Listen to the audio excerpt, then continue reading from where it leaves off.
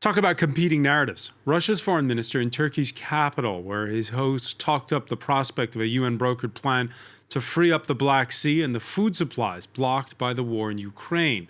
The Kremlin wants the waters demined and the West to lift sanctions on food supplies that are critical to the developing world. But wait, there are no Western sanctions on cereal and fertilizer exports. Before the United Nations, the president of the EU Council calling on the Kremlin to stop stealing grain in Ukraine while shifting the blame on others, end quote. But despite an invaded nation's fight for survival, soaring commodity prices have many of Russia and Ukraine's developing world customers accepting Moscow's line. Anything to avert a global food crisis. Is now the time to cut a deal. Will war in Europe's breadbasket let Vladimir Putin off the hook? Today in the France 24 debate, we're looking at food supplies held hostage. Now, you've heard of train spotters and seen plane watchers perhaps at the airport. We have a ship watcher with us from Istanbul, Yörük Işık, who runs the Bosphorus Observer, non-resident scholar at the Middle East Institute. Thanks for joining us in the France 24 debate. My pleasure. Borzu Dargai, international correspondent at British newspaper The Independent. How are you? Good. Good to see you again. Good to see you. From Brussels, historian Ilana Bettel, senior fellow at King's College London. Welcome to the show.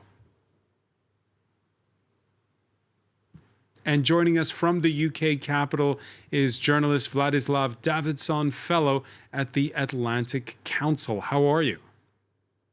Hi. Glad to be back. The France 24 debate, where you can join the conversation you have on Facebook and Twitter, hashtag F24debate. It's the first time Sergei Lavrov's been to Turkey since a short-lived effort at the beginning of the war to broker a truce. This time, no Ukrainians in the room. Still, the Russian foreign minister and his hosts making positive noises. Sinead McCausland has more. It's a race to free Ukraine's stranded grain.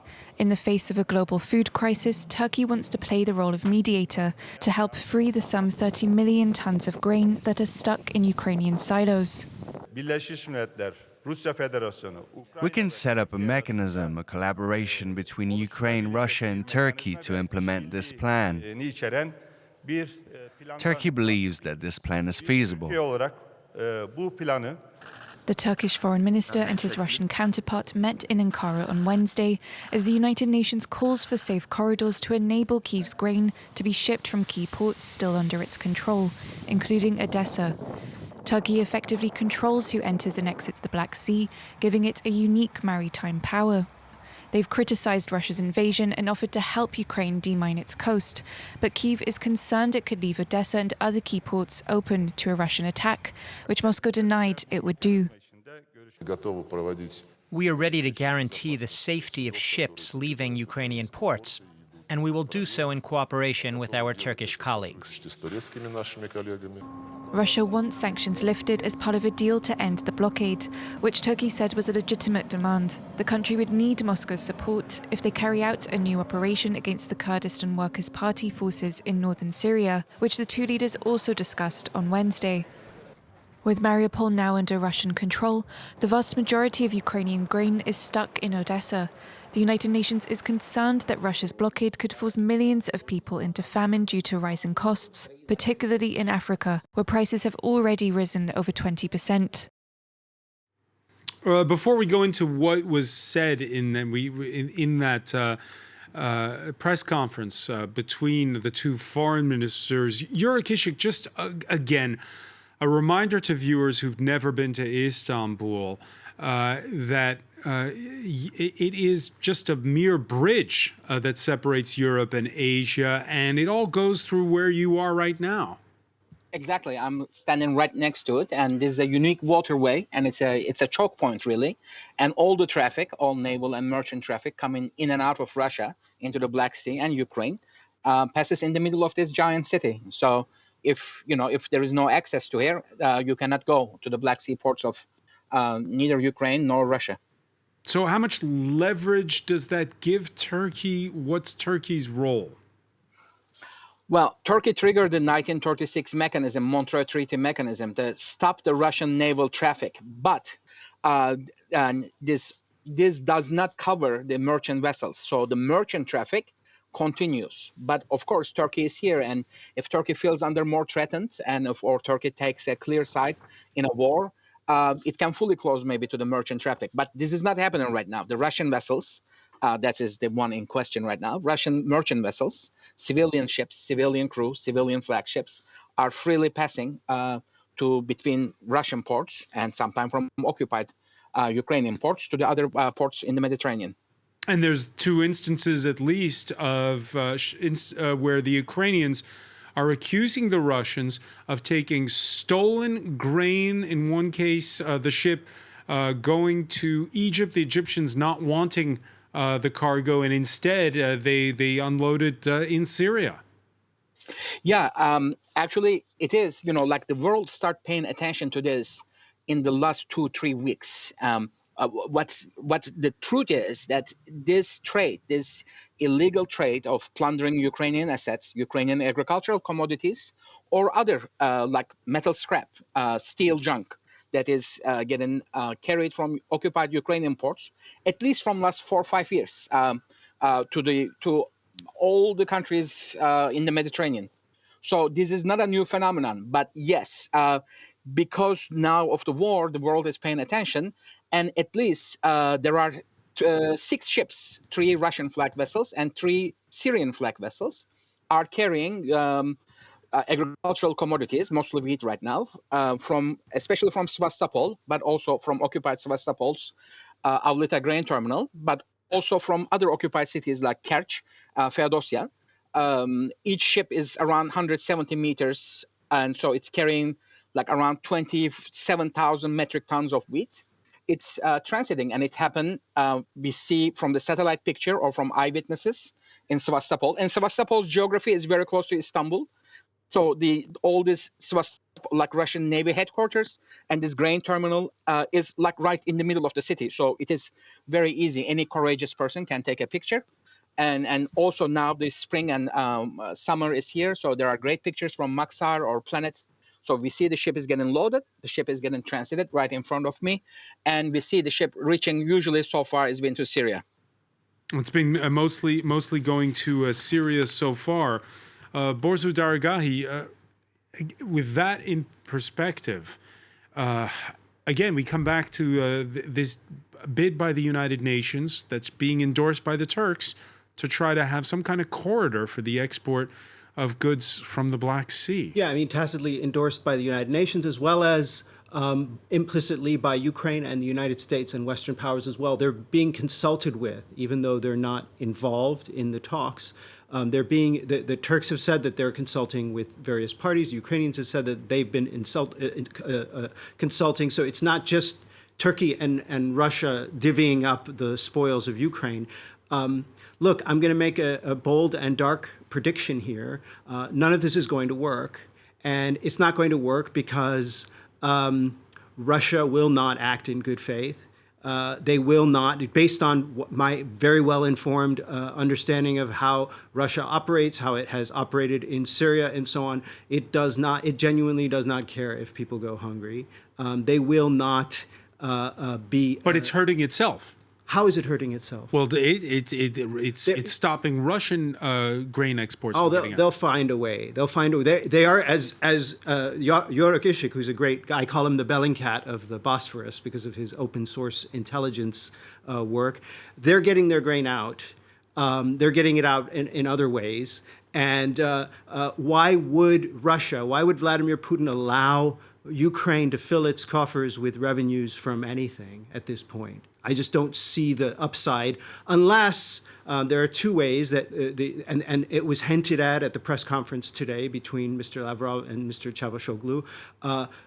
The West removes the sanctions, and Mr. Çavuşoğlu said, yes, okay, food is not necessarily sanctioned, but banking transactions, insurance for ships, logistics and so on, those things are under sanctions, and that makes it the transport of goods complicated.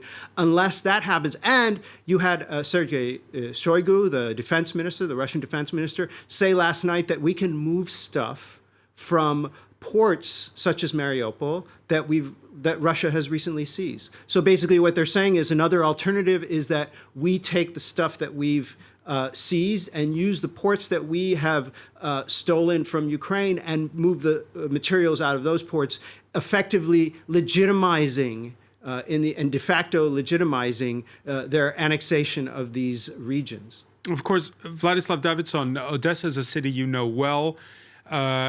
The problem here is that there is no alternative, seemingly, at least not in the short term. Hi. Yes, Odessa is my hometown. I wrote my first book about it, From Odessa with Love. There is an alternative, but it's actually almost as bad. There are three ways to do it. One, the one that the Russians demand is just get the grain out through Mariupol, which is of course a non-starter for all sorts of reasons, including the fact that the Russians just starved and bombed the population to smithereens. No one's going to allow the Mariupol port to be used, well, this soon after a horrific attack on that city, with hundreds of thousands of people having to flee, with the entire population bombed out of their homes, to be used for transport. So that's obviously a non-starter. That's what the Russians would love to have, including the recognition, of course, and the transit fees. The second, of course, let's get back to it, is Odessa. The alternative route is through Belarus, which is, of course, also very problematic because you have to pay transit fees to that dictator, Mr. Lukashenko, and then he has your trains full of grain under blackmail protection, where he wakes up one day and he says, I need a little bit of extra in terms of recognition or in terms of sanctions relief or more money, or else the trains, the tracks are broken today. It seems that shipment won't be moving for the next, 7 weeks. So you can't really allow a dictator to blackmail the train tracks through Belarus. So that's a really bad alternative also, not as bad as Mariupol, but a bad alternative. And Odessa is, of course, mined, and it would take demining ship, the Ukrainians and the West helping us demine the port, and that would require those demining vessels coming through the Bosphorus again. That requires negotiations, and it's really technically difficult. So I just don't see how this is going to get resolved. Ilana Bettel, why are we talking about this? Well, we're talking about it largely, to my mind, because we don't trust anybody. We largely don't trust Russia. So we're in a situation in which, doesn't matter what Russia comes up with, we're going to say no, because we don't have any guarantee that they will abide with whatever it is we agree with. We have to get Ukraine to demine Odessa. We have to get Russia to agree to opening it up, because without doing both of those things, then no insurance company will insure any ships to go through there, assuming you've achieved those first two things and assuming each side trusts the other and everybody else trusts, especially the Russians, to do what it is that they're going to do. The Russians don't care. The Russians basically are now in a battle over the narrative, who's to blame, as opposed to how do you get the stuff out. As one of my colleagues here before said, they're basically taking the stuff that they've stolen and shipping it through whatever other means there are. And they don't care that the silos are full and that you can't bring in the grain from the next harvest. They're battling over the narrative as to who is to blame for this, as opposed to giving a damn, forgive the expression, as to how many people are going to die from famine. And let's see who's winning that battle of the narrative. And with a couple of two instances that we'd like to point to.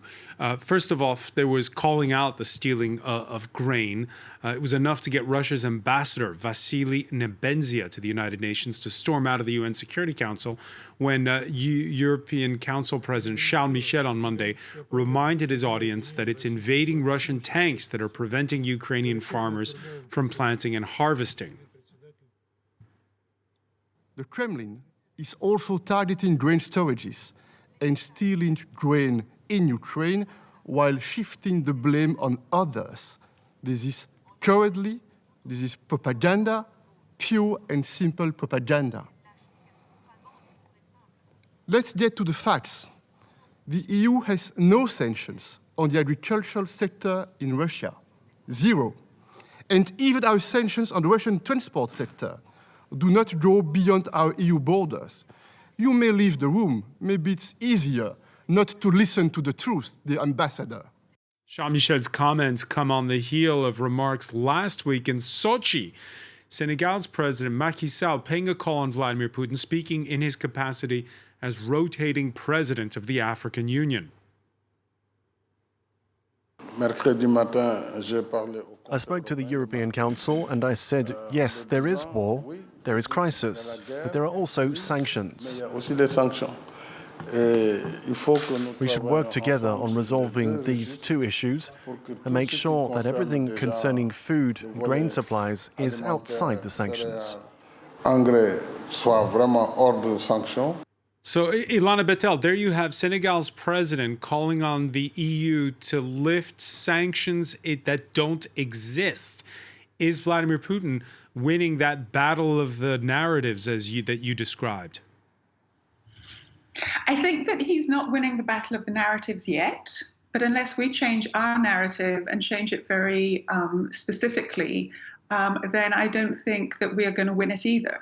And by that I mean that it's very true that this is a war of aggression, and we are referring to it as a war of aggression constantly, but the rest of the world doesn't care about the war of aggression.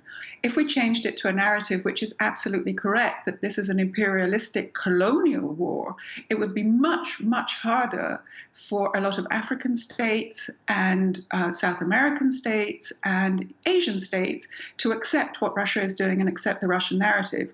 I would remind you that the president of Senegal, in his position as the head of the African Union, had indeed just come from Brussels, where he completely agreed with the European Council. That he didn't mention in his statement in front of Putin. So it's a question of who is going to win the battle of the narratives. I think the West has got the wrong narrative currently. Do you agree with that, Borzo Daragahi, that they should talk about colonialism after all? Yeah, but I mean, that's a very Vladimir Putin, by the way, did talk about it in Macky Sall's company, saying he stands, Russia stands with Africa against colonialism. I think that the problem with that narrative for the West is that it's guilty in many respects of colonialism and imperialism. And if you shift the dialogue to that level, then, uncomfortable subjects come up.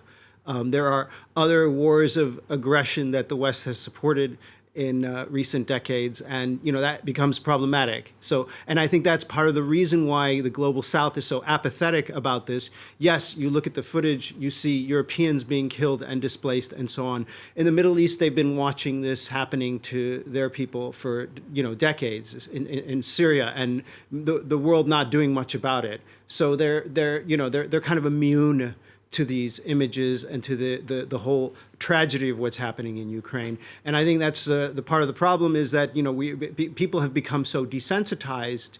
We're sensitized to it happening in Europe, to European people, but people have become so desensitized to this kind of violence, displacement, et cetera, over the last 10, 15 years that it's very difficult, and it doesn't matter if you change the narrative. Yeah, well, Exhibit B, if I may, is, again, the immediate impact on those developing world countries, whether or not you agree with what Macky Sall said in that clip. There's no denying the clear and imminent danger that the likes of Senegals face when you look at these are global food and vegetable oil prices. The vegetable oil is in red on the chart.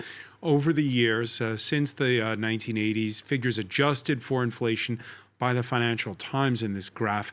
And you were mentioning the Middle East, 2008. We all remember that for historians, that's what led to the Arab Spring, the spike in food and oil prices. Yeah, I mean, and I think that is why today, Mr. Lavrov was so adamant about who to blame.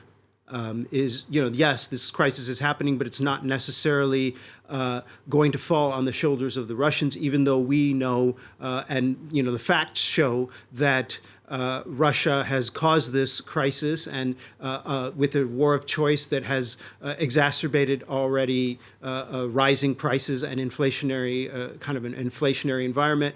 But not everyone in the world is convinced that it's Russia's fault. Vladislav Davidson, I'm Senegal's president. I need to feed my people. What do you tell me when it comes to my dealings with Vladimir Putin?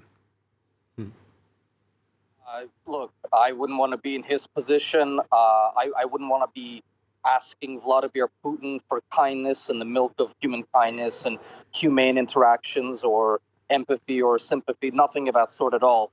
I would say that there will be, if I had to put leverage on him, if I was an African president, I would say that we will cut off economic ties of some sort. But I just don't see what kind of leverage an African president would have on Vladimir Putin when the Russians quite well understood that they got the best of what they wanted in terms of Western instability from the 2015 population transfers or shifts, the refugee crisis of 2015, the bombing by the Russians of Aleppo led a lot of Syrians to getting into Europe. And this created tremendous instability. And this is just the kind of population bomb that the Russians are holding over the head of the Europeans. So I just don't see what it is that the African president could tell the Russians in order to get food. It's true. There's not a lot of leverage over Putin. He knows that if there is starvation in Africa, starvation in Asia, people are not going to flee to Russia and destabilize Russia. They're going to flee to the West and destabilize the West. It's all part of the plan. And it's all part of the plan? It's all part of the plan. I'm so sorry. I apologize for sounding so cynical, but he did the same thing in Syria. This is not uninformed. I know it sounds dark. But, it's time to be real about what we're dealing with and who we're dealing with here. And it's the same thing. Me. I've been following the Middle East for 10 years. The same thing happened there. And it's all part of the structure of destabilization, part of the kind of it's part of the sort of gray zone destabilization that is rooted in Soviet adventures abroad and now has been adopted by Putin, the former KGB operative. Ilana Bettel, is it that Manichaean what's happening? Yes, it is to a certain extent. I mean, I think I would start it from a slightly different point of view, which is that Vladimir Putin patently doesn't care about human life. Let's go back to COVID. Tens of thousands of people, if not hundreds now, have died in Russia, and he doesn't seem to particularly care about that. As my colleagues here were saying, people are dying in Russia, people are dying in Syria, people are dying throughout Africa because the Wagner group has gone there. He's created problems in Mali, in which just last week, to the best of my knowledge, hundreds of people, including many civilians, were murdered by the Wagner group. But do you try to cut a deal to get the food out that's desperately needed for the developing world? The World Food Program says half of its food supplies come from Russia or Ukraine. You can only cut a deal with somebody you trust. You are going to have to cut a deal, but it's going to be a several-way deal. Turkey's going to have to get involved because it controls the Straits. Several other countries are going to have to give security guarantees to Ukraine and, if you want, to Russia, but I don't think Russia needs security guarantees. That is the only way, and you're going to have a flotilla of other nations, preferably nations from developing countries, that will accompany the ships. Russia is entitled to a guarantee that the ships will not be carrying any military, and by that I mean the grain ships as well as the accompanying ships have no military capacity to them. But that is the only way that you're going to do this. There is no other way that you're going to be able to do this. Cutting a deal straightforward only with Russia won't work. Vladislav Davidson, does that sound like a least worst option, getting third parties to accompany the ships? Well, there is a fourth option, of course, other than Belarus, Mariupol, or getting the Turks to negotiate some sort of really unpalatable deal. And in fact, what I would want to see is an armada of Western ships running the blockade. I would like to see the Russians fire on a British, French, American, Turkish Red Cross armada of volunteer vessels with white flags steaming into the Odessa port, and I will be in the first ship in that front of the flotilla with them. I know that the governor of Odessa region is not opposed to this idea. There are technical challenges, of course. It is mined, and there are like 30 Russian Black Sea Fleet vessels in between. But I do not think that given a UN white flag, blue helmet, whatever, volunteer armada steaming into the Odessa port, that the Russian fleet will fire on them. Yeah, they fired on them in Syria. They would fire on them in... And I would say that there was one instance in just looking at Syria. That draws Syria. in NATO if they do that. No, if they fired on white helmets and UN and blue helmets and UN convoys in Syria, of course, he's right. You have to have, and I would add Bulgaria and Romanian ships as well, since they're NATO members as well, and Black Sea littoral states. But, there was one instance in the Syria conflict that brought Russia to the negotiating table, and that was in early 2020 when Turkey unleashed incredible military power against Russian and Russian-backed forces. That finally brought a measure of peace to Idlib province. So military defeat is the only thing that seems to change Putin's behavior. Let's talk about Turkey, whose foreign minister agreeing in that joint press conference to cut Russia slack, refraining, though, from using the S word, sanctions.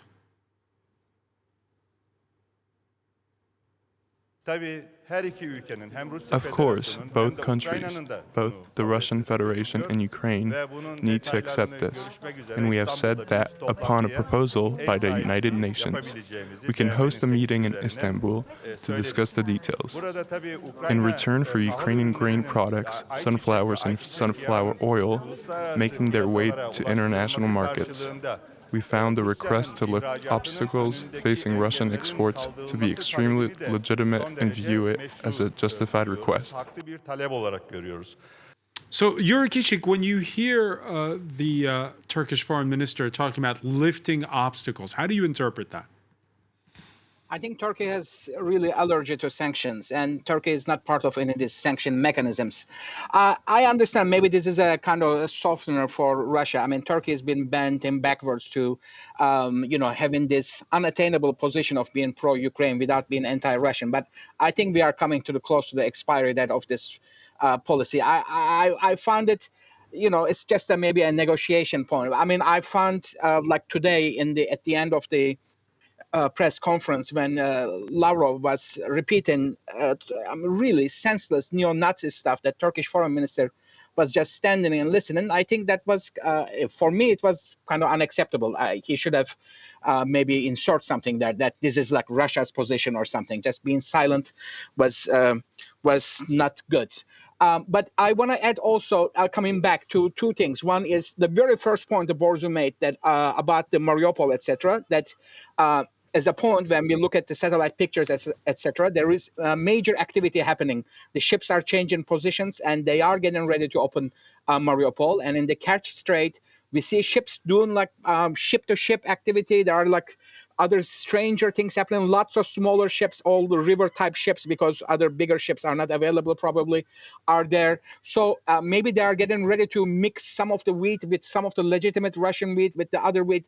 These are classic scenarios of when something didn't go Russia's way, this war, it ended up being a fiasco. So they are back now to like doing confusing things so the world cannot immediately follow. And another second point, and coming back to, because Boris mentioned a couple times the dark, I mean, it can get even darker, in a way that Russia is still selling its wheat. Some of it is stolen wheat, some of it is its own legitimate wheat. Russia can totally stop selling wheat also. That will create even a bigger crisis. I mean, like, I think they are aware of that.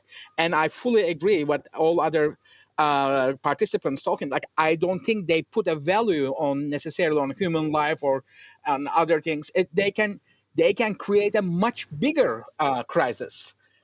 I think here, coming back to Turkey, Francois, your question also, it's just, okay, Turkey is trying to play a role, but there needs to be, it's just Turkey is not enough. Even if there was a rosy scenario, just Turkey cannot guarantee this safety to this corridor. When you say, Yuruk, that Turkey's getting to the expiry date of its attempt to have a policy where it's friendly with Ukraine and neutral when it comes to Russia, why do you say that?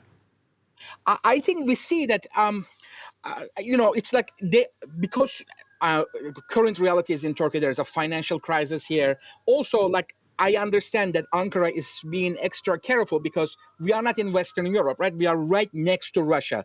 Ankara doesn't want a big war come to the Black Sea. So this is understandable. But, they're going step by step. They first engaged with Russians when the first war started, stop this, etc., etc. Okay, of course, they didn't stop it. I mean, this also is a naive kind of maybe by this government because we know Russians don't necessarily, unless there is a credible military force backing up your demands, they don't necessarily follow this. There is a 100% historical pattern for this. But okay, they didn't stop it. Then they shut down the Bosphorus to the Russian naval traffic. Then they offered the good offices, and Russians and Ukrainians came, and this was all classic again. Waste of time. Russians look like they're engaging into something, but in reality, their heart wasn't in it. They wasted some time, and then Turkey shut down its airspace. Like if you you look at the planes going to Russian Air Force planes going to Russia right now, and Iraq is, I think, stopped giving permission. Also, they are flying crazy routes. I mean, only yesterday, Foreign Minister Lavrov couldn't go to Serbia. I mean, they are actually, getting really isolated, and all these things are piling up. So which way does Turkey go? Does Turkey take the route where it goes all in with NATO and lets in the likes of Finland and Sweden, or does it move closer to Moscow? And I was maybe now, if they don't positively engage into this offer right now of with corridor, maybe Turkey will take another step. But of course, not to forget here, Turkey is trying to negotiate in many other fronts with Russia at the same time, using this Ukraine crisis for its own other international goals, about Syria, maybe about Libya, maybe about Caucasus. But again, I'm coming back, and I agree that Russia won't necessarily give this diplomatic gift to Turkey. I mean, Russia only sees itself such a higher position compared to its neighbors.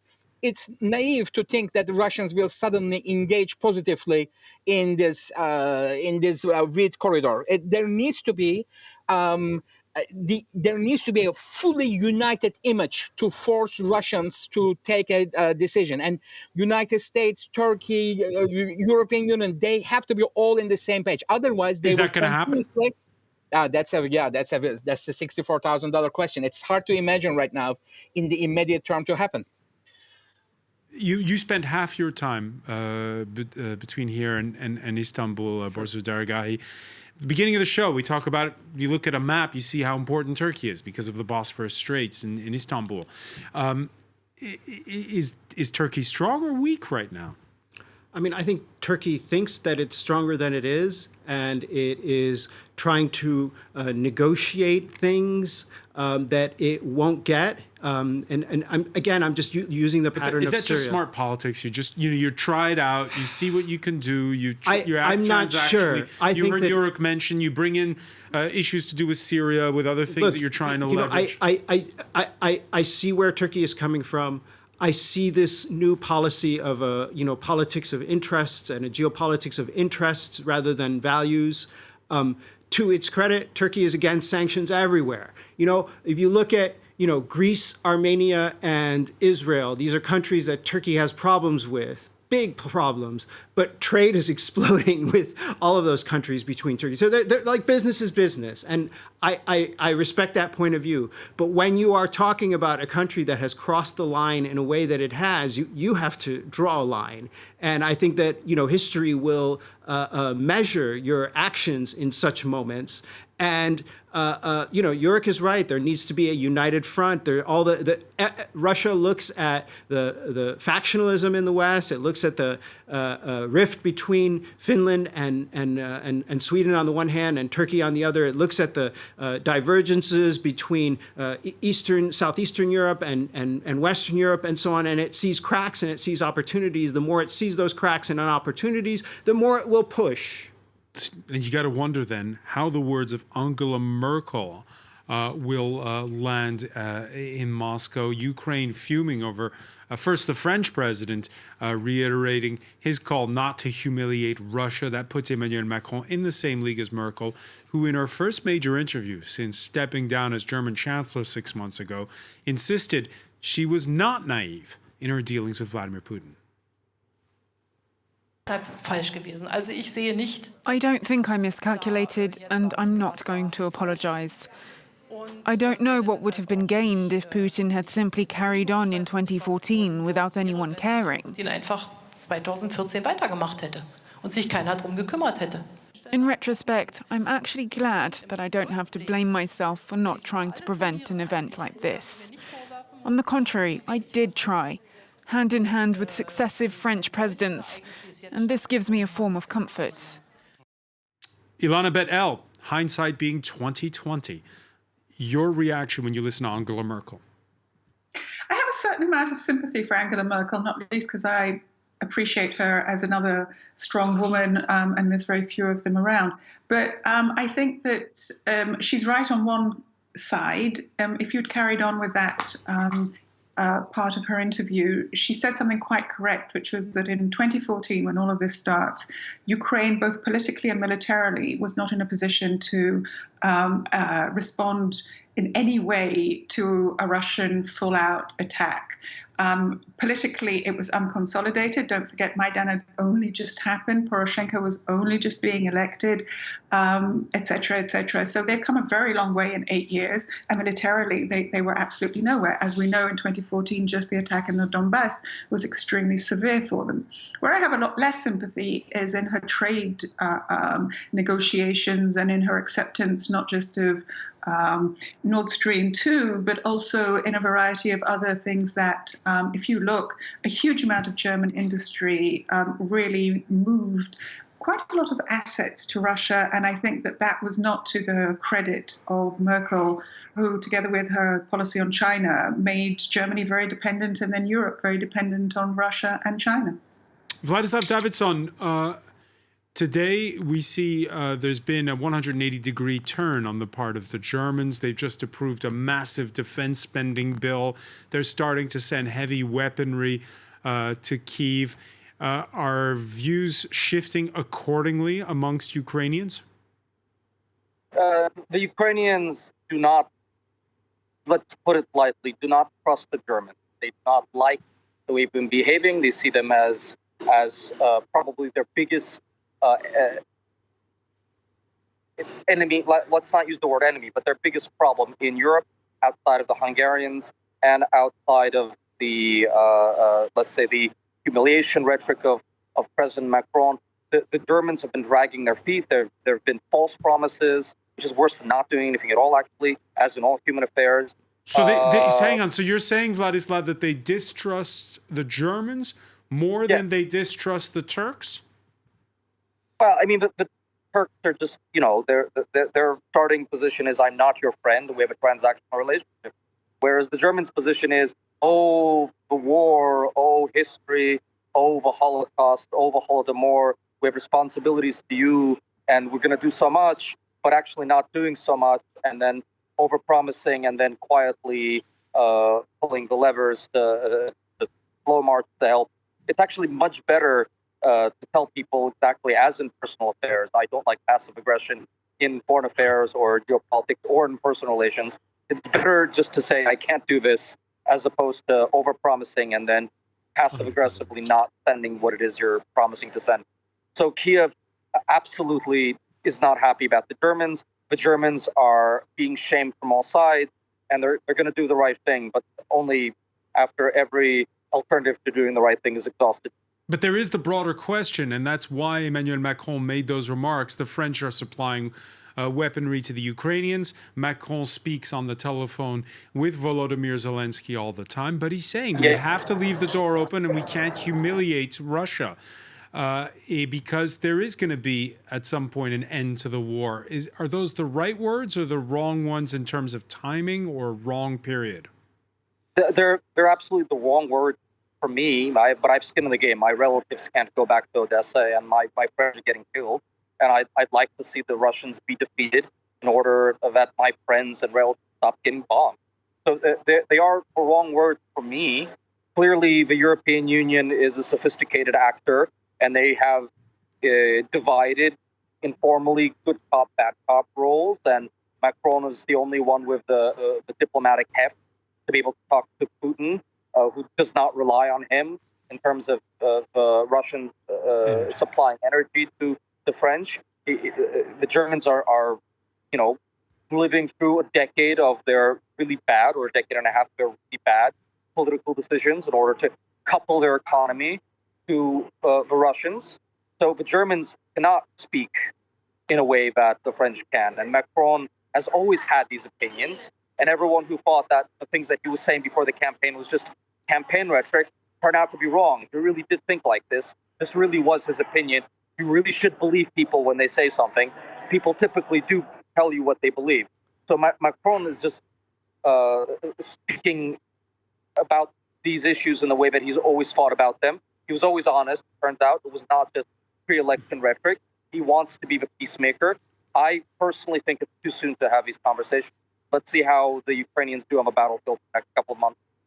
And when it comes getting back to the issue of food, the French president's talked with the Indian prime minister, has been speaking along with the EU constantly about this issue of food security.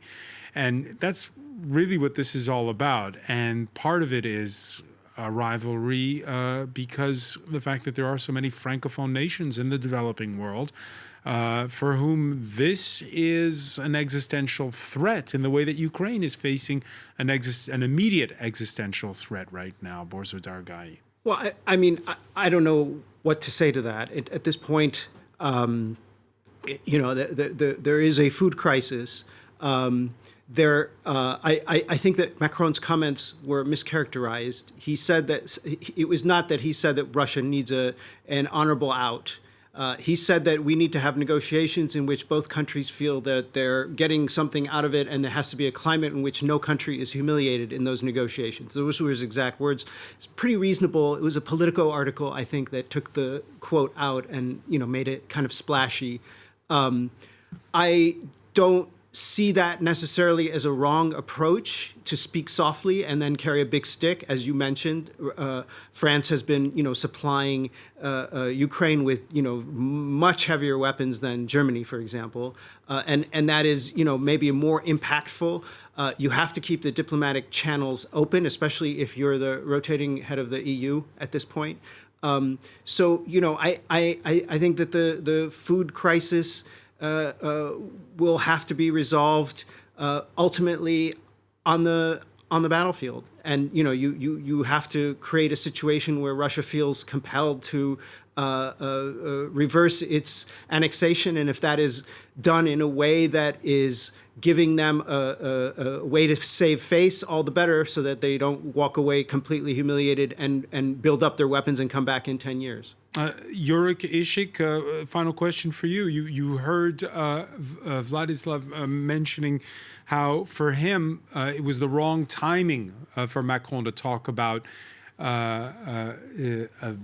talks with Moscow. Was it the wrong timing when you look back at today's events to welcome Sergei Lavrov to Ankara? Yes, I think so. I mean, given that how Russia is engaged, and they come still with so many demands of, you know, they are gonna they want to inspect ships.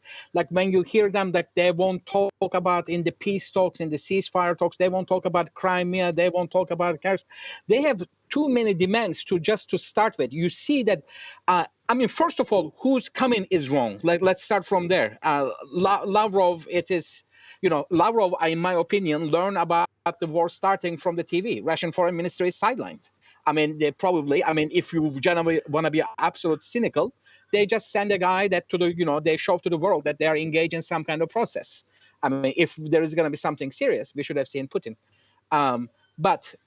Yes, and one part of me wants to say any kind of talk is good, given how vicious this war has been. But, you know, and in reality, probably they are just, you know, they just want to push this while they want to give an image of they're engaged in some kind of talks. They want to push this. We'll have to leave it there for now. So much more to talk about. Jurek Ishik, thank you so much for joining us from Istanbul. Ilana Bettel in Brussels. Vladislav Davidson in London. Borzo Dargai, thank you for being with us here in the France 24 debate.